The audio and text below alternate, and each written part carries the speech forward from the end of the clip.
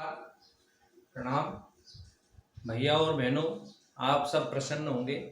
इस कोरोना काल में आपकी तैयारी कैसी चल रही होगी, कैसे आप कर रहे होंगे, ये आप ही पे निर्भर करता है।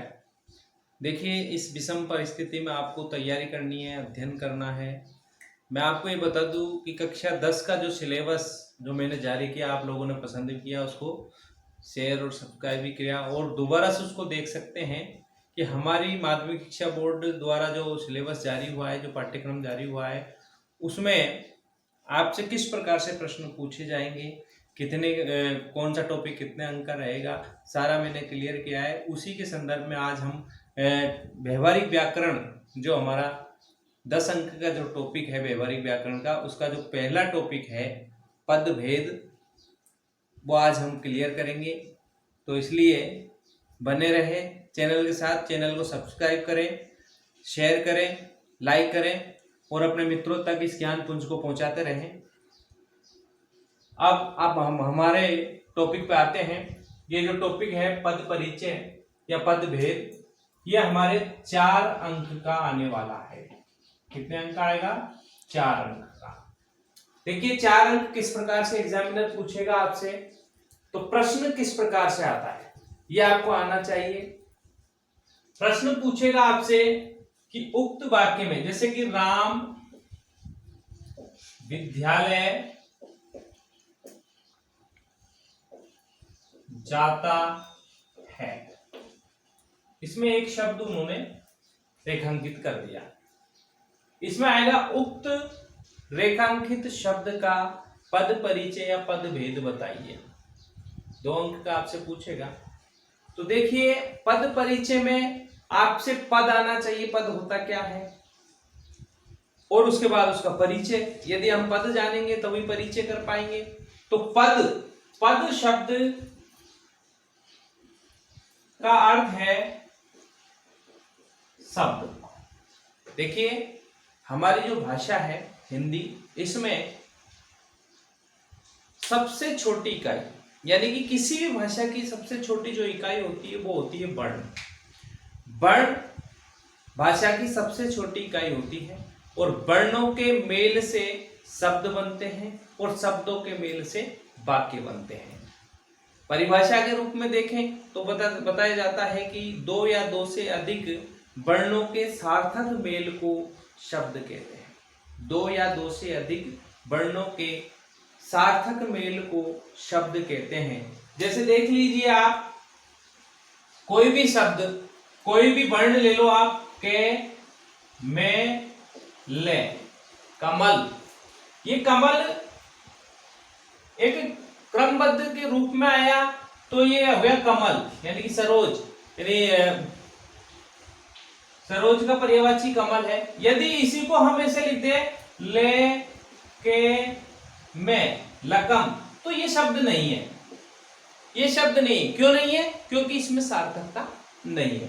यदि इसी को हम लिखते हैं के, ले, में, कलम, तो ये शब्द बन गया कलम, यानी लेखनी।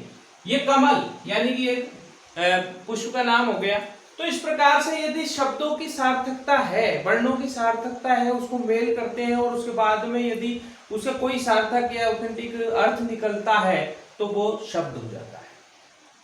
इसी प्रकार परिभाषा के रूप में जब देखा जाए, यानी 2 या 2 से अधिक वर्णों के सार्थक मेल को शब्द कहते हैं। देखिए, शब्द, अब शब्द और पद, बात तो एक ही हो गई कि शब्द को पद कहते हैं, पद को शब्द कहते हैं। लेकिन आपको यह समझना है कि शब्द क्या है और पद क्या है। शब्द तो एक 2 या 2 से अधिक वर्णों के मेल से शब्द बन गया, लेकिन शब्द को व्याकरणिक दृष्टि से यदि किसी वाक्य में प्रयोग में लाया जाता है और जब वो प्रयोग में आता है, जब जाकर के वो पद बनता है। यानी कि शब्द को हम, ये राम शब्द है, राम क्या है? शब्द है। इसको हमने वाक्य में प्रयोग किया। देखिए, वाक्य जब हम पढ़ेंगे हम बताएंगे वाक्य के 2 अंग होते हैं। एक वाक्य का उद्देश्य और एक विधेय, यानी वाक्य के 2 अंग होते हैं, उद्देश्य और विधेय। अब इसी प्रकार किसी भी वाक्य में जब तक उद्देश्य और विधेय नहीं, वाक्य में पूर्णता नहीं आती है। यानी कि दो या दो से अधिक शब्दों के सार्थक मेल को वाक्य कहते हैं। दो या दो से अधिक वर्णों के सार्थक मेल को शब्द कहते हैं। इसी प्रकार जब शब्द वाक्य में प्रयोग लाया जाता है तो वो पद बन जाता है, और पद बनने के पश्चात आखिरकार वो व्याकरणिक परिचय उसका क्या है। व्याकरणिक परिचय देखिए, शब्द उत्पत्ति के आधार पर चार प्रकार के होते हैं: तत्सम शब्द, तद्भव शब्द, देशी शब्द और विदेशी शब्द। ये तो उत्पत्ति के आधार पर हो गए। अर्थ के आधार पर शब्द अलग होते हैं, और प्रयोग के आधार पर शब्दों के दो भेद होते हैं, यानी कि विकारी शब्द और अविकारी शब्द। विकारी शब्द और अविकारी शब्द जो हमारे वाक्य में ये जैसे पद परिचय में काम आने वाले हैं। यानी कि विकारी शब्द, वे विकारी शब्द वे होते हैं जो वाक्य में प्रयोग करने से उनके रूप में परिवर्तन किया जा सकता है, विकार उसमें किया जा सकता है, वो विकारी शब्द हो गए। और जिनमें वाक्य के प्रयोग की दृष्टि से कोई भी परिवर्तन नहीं होता है वो अविकारी शब्द कहलाते हैं। तो हमको तो ज्यादा अंत तक इससे अंदर जाएंगे तो हमको क्या करना होगा कि पूरी व्याकरण पढ़नी पड़ेगी, लेकिन हमारे जो टॉपिक है 4 नंबर का पद परिचय, उसमें हमें विकारी शब्दों के बारे में भी जानकारी होनी चाहिए, अविकारी शब्दों के बारे में जानकारी होनी चाहिए। तो हमारा जो सिलेबस है, हमारा जो पाठ्यक्रम है, उसमें जो टॉपिक जोड़ा है पद परिचय का, उसमें 4 बिंदु या 5 बिंदु आपके दिए हुए हैं। नंबर 1 संज्ञा, नंबर 1 संज्ञा, नंबर 2 सर्वनाम, नंबर 3 विशेषण, नंबर 4 क्रिया, और नंबर 5 अव्यय। ये 4 बिंदु हमारे दिए हुए हैं पाठ्यक्रम में। ये संज्ञा का पद परिचय करना है हमें, सर्वनाम का पद परिचय करना है हमें, विशेषण का पद परिचय करना है हमें, क्रिया का पद परिचय करना है हमें, अव्यय का पद परिचय करना है हमें। तो देख लीजिए, सबसे पहले हम संज्ञा का पद परिचय, आज हम पढ़ने वाले हैं संज्ञा का पद परिचय।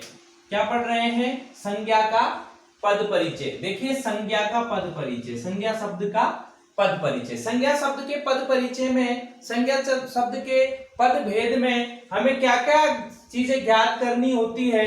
वो होती है संज्ञा का प्रकार,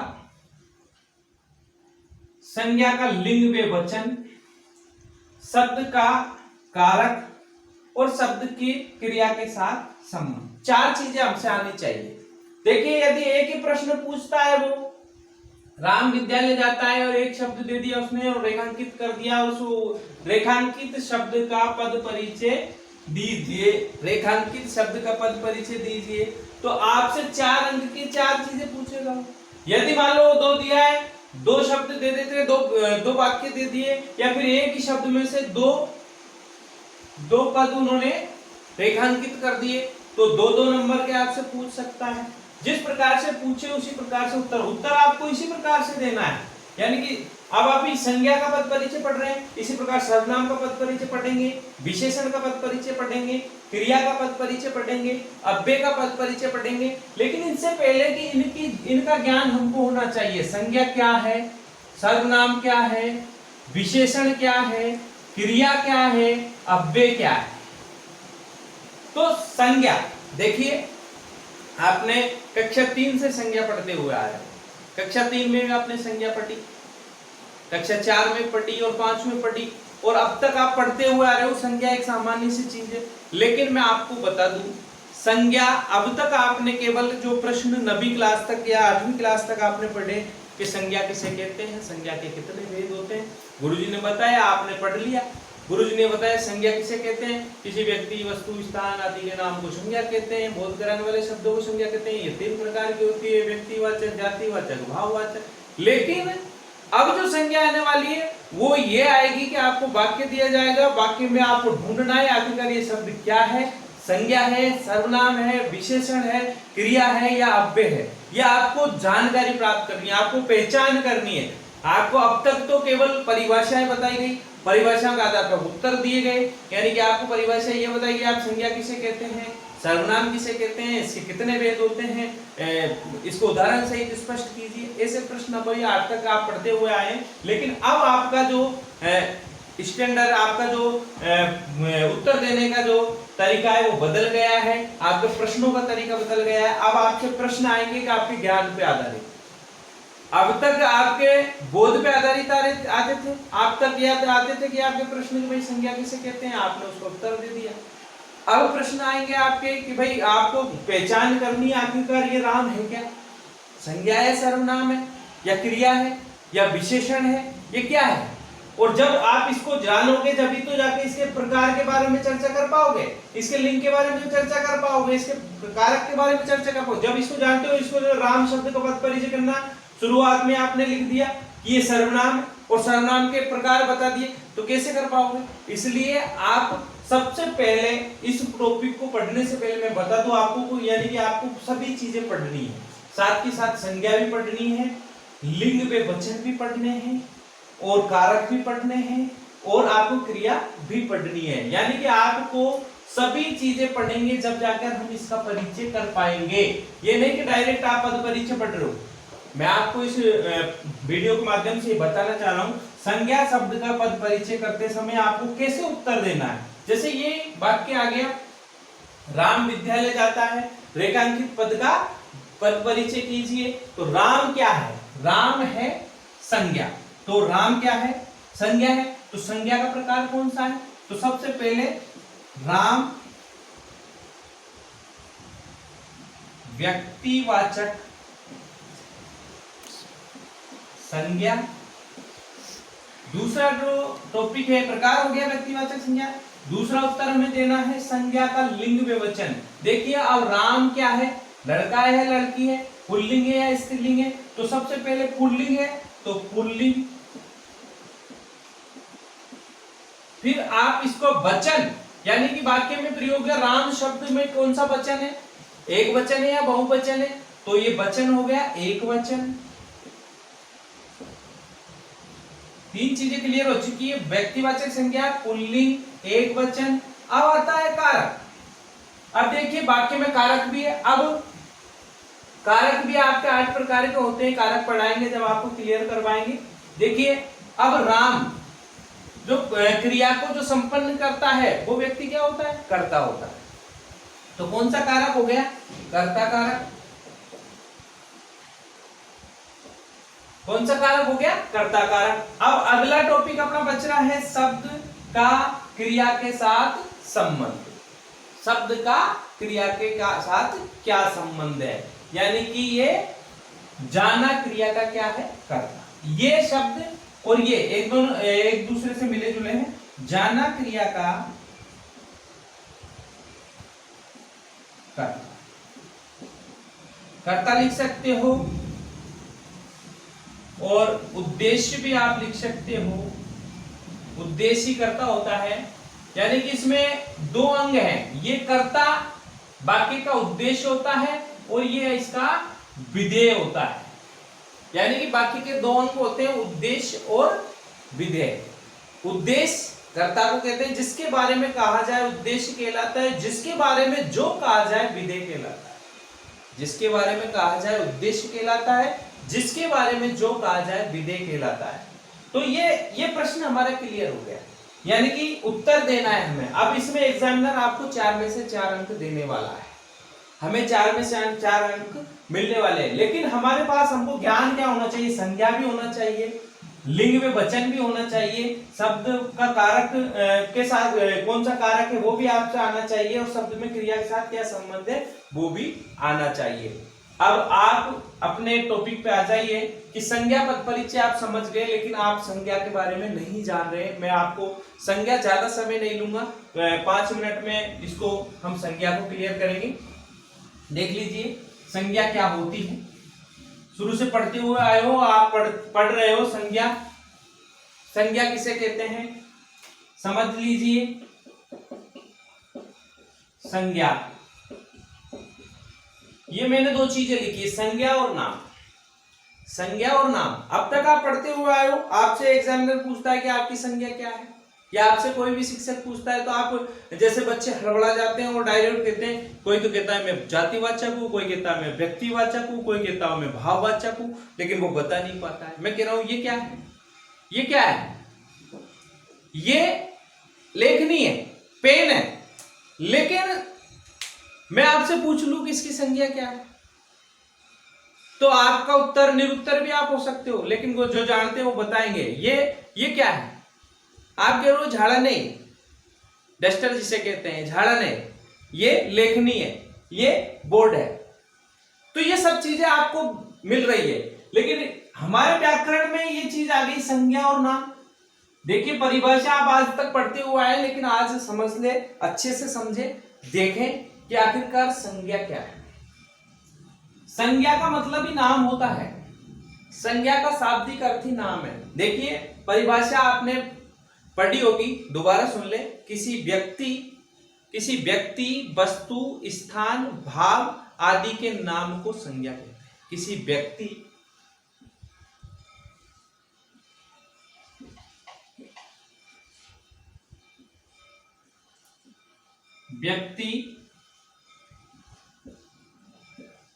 वस्तु,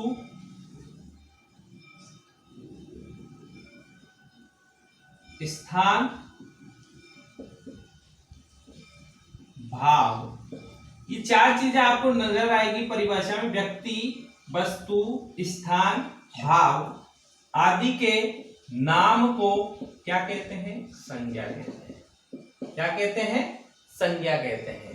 किसी व्यक्ति, वस्तु, स्थान, भाव आदि के नाम को संज्ञा कहते हैं। यदि किसी व्यक्ति का नाम है तो क्या हो गई, जैसे कि राम आ गया तो क्या हो गई, संज्ञा हो गई। ये वस्तु मैंने बताई, ये लेखनी आ गई, ये क्या हो गई, वस्तु हो गई। स्थान यानी कि जयपुर, ये क्या हो गई, संज्ञा हो गई। भाव यानी कि बचपन, बुढ़ापा, ये क्या हो गए, ये भाववाचक संज्ञा हो गई। देखिए अब आपके सामने शब्द ऐसे ही निकल के आएंगे। ये शब्द आएगा, किसी व्यक्ति का नाम आ सकता है, किसी वस्तु का नाम आ सकता है, किसी स्थान का नाम आ सकता है, किसी भाव का नाम आ सकता है। तो ये सब क्या है, संज्ञा है। परिभाषा आपने पढ़ी, किसी व्यक्ति, वस्तु, स्थान, भाव आदि के नाम को क्या कहते हैं, संज्ञा कहते हैं। अब संज्ञा के तीन भेद होते हैं। संज्ञा के कितने भेद होते हैं, संज्ञा के तीन भेद होते हैं। देखिए नंबर 1 व्यक्तिवाचक, नंबर 2 जातिवाचक, नंबर 3 भाववाचक। अब ये तो भाई बहुत सी व्याकरणों में आपको समूहवाचक और द्रव्यवाचक भी मिल जाएंगी, लेकिन ये सब किसके रूप हैं, जातिवाचक के रूप हैं। देखिए ऑथेंटिक माध्यमिक शिक्षा बोर्ड द्वारा जो हिंदी व्याकरण रचना चलती है 9 से 12 के लिए, उसमें संज्ञा के 3 भेद बताए हैं। वो है व्यक्तिवाचक, जातिवाचक, भाववाचक। लेकिन एनसीईआरटी की बहुत से लेखक, बहुत से राइटर इसका अलग से विश्लेषण करते हैं और वो आपको बता रहे हैं 5 प्रकार की संज्ञा, समूहवाचक और उसमें द्रव्यवाचक, 2 चीजें और जोड़ दी गई हैं। वो संज्ञा जो है मुख्य रूप से वो जातिवाचक के भेद है, यानी कि जातिवाचक को उन्होंने और खोल करके और अधिक विस्तार से बताने के लिए जातिवाचक को उसमें परिवर्तित किया। आपको ये ध्यान रखना है कि संज्ञा 3 प्रकार की होती है, व्यक्तिवाचक, जातिवाचक और भाववाचक। अब ये चीजें हमें क्लियर होनी चाहिए, व्यक्तिवाचक क्या है, जातिवाचक क्या है, भाववाचक क्या है। जातिवाचक क्या है, व्यक्तिवाचक क्या है, भाववाचक क्या है। व्यक्तिवाचक का मतलब होता है यानी कि कोई भी वस्तु का नाम, व्यक्ति का नाम, स्थान का नाम जैसे विशेष हो। जैसे आप कक्षा में बैठे हो, मैं आकर के आपसे कक्षा में आपसे कहता हूं कि मोहन खड़े हो जाओ, तो कौन खड़ा होगा, मोहन खड़ा होगा। या आपके बैग में पुस्तकें रखी हुई है और मैं आपसे कहता हूं कि गणित की पुस्तक निकालो, मोहन गणित की पुस्तक निकालो, तो कौन सी पुस्तक निकलेगी बैग में से, गणित की पुस्तक निकलेगी। लेकिन आपसे वही शब्द निकल करके एक आता है कि छात्रों खड़े हो जाओ या छात्रों तैयार हो जाओ और पुस्तक निकालो, तो कौन भैया और कौन व्यक्ति तो पुस्तक निकालेगा? कौन सी पुस्तक निकालनी है, इसका कोई क्लियरिफिकेशन नहीं हुआ। इसलिए यदि देखिए व्यक्तिवाचक में स्पष्ट हो जाता है आपसे मैं कहता हूं कि आप माचिस लेके आओ, आप बाजार जाओगे माचिस लेके आ जाओगे, लेकिन मैंने नहीं कहा आपसे कि भाई कौन सी माचिस लानी है। मैं कहता हूं आप आम लेके आइए, तो मैंने ये नहीं कहा आपसे कौन से आम लाने हैं, आप आम लेके आ जाओगे। ये जाति एक समूह का नाम हो गया। लेकिन आपसे मैं स्पेशल कहता हूं मोहन जाओ बाजार से कमली आम लेके आओ, तो स्पष्ट हो जाएगा कि मुझे कमली आम ढूंढने हो और वही लेके आने हैं। तो ये क्या हो गया? व्यक्तिवाचक संज्ञा हो गई। यानी कि स्पष्ट, यानी एक निश्चितता प्रकट की जाए किसी भी शब्द के, व्यक्ति के नाम में या किसी स्थान के नाम में या भाव के नाम में, यानी किसी भी व्यक्ति के नाम में यदि स्पष्टता आती है तो निश्चितता आती है तो वो व्यक्तिवाचक संज्ञा। यदि मान लो आपको ऐसा लगे किसी समूह के बारे में कहा जाए, जैसे छात्र, गाय, भैंस, बकरी, ये इनके नाम आते हैं, या किसी जैसे कि आप हिमालय पे जाना है तो हिमालय पे जाओगे और मैं कहता हूँ आप पहाड़ों पे जाइए, पहाड़ कहीं भी हो सकते हैं। आप कहते हो गंगा नदी बह रही है तो गंगा नदी स्पेशल हो गई, विशेष हो गई, और मैं कहता हूँ आपसे कि नदियों में स्नान कीजिए, तो नदियां क्या हो गई? ये जातिवाचक हो गई। तो व्यक्तिवाचक संज्ञा जो स्पष्ट होती है, निश्चित होती है, वो व्यक्तिवाचक संज्ञा होती है, और जो पूरे जाति या पूरे समूह का बोध कराती है वो जातिवाचक हो गई। और ये जो दोनों में ही नहीं है, यानी कि जिससे भाववाचक संज्ञा को केवल हम देख सकते हैं, लेकिन अनुभव कर सकते हैं, लेकिन छू नहीं सकते। ये आपके दिमाग में होना चाहिए। भाववाचक संज्ञा को देखा जा सकता है, अनुभव किया जा सकता है, लेकिन इसको छुआ नहीं जा सकता, तो वो भाववाचक। जैसे बचपन हो गया, बुढ़ापा हो गया, मिठास हो गया, ये शब्द आते हैं, ये भाववाचक संज्ञा के आते हैं। तो ये संज्ञा के तीन भेद आपके समझ में आ गए होंगे। संज्ञा किसे कहते हैं? किसी व्यक्ति, वस्तु, स्थान, भाव आदि के नाम को संज्ञा कहते हैं। संज्ञा के तीन भेद होते हैं, व्यक्तिवाचक, जातिवाचक और भाववाचक। अब हम आपको इसके पश्चात अगला जो टॉपिक है वो अगले वीडियो में बताएंगे। आज की क्लास यही समाप्त की जाती है। धन्यवाद, नमस्कार।